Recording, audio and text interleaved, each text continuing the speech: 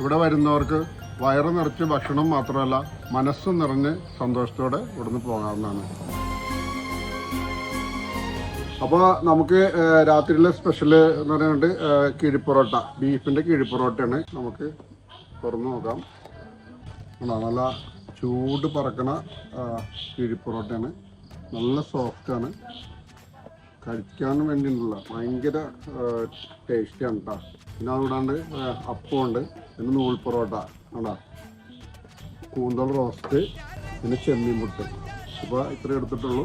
ഇത് കൂടാതെ അൽഫാമുണ്ട്, അൽഫാമിൻ്റെ ഒരുപാട് വെറൈറ്റീസ് ഉണ്ട്. പിന്നെ അത് കൂടാണ്ട് ഫിഷ് ഐറ്റംസ് ഉണ്ട്, ഫിഷ് ഗ്രില്ലുണ്ട്, അതിലും ഒരുപാട് വെറൈറ്റീസ് ഉണ്ട്. പൊള്ളിച്ച ഐറ്റംസ്, മീൻ പൊള്ളിച്ചത്, അതിൽ കാളാഞ്ചി നമ്മുടെ സ്പെഷ്യലാണ്.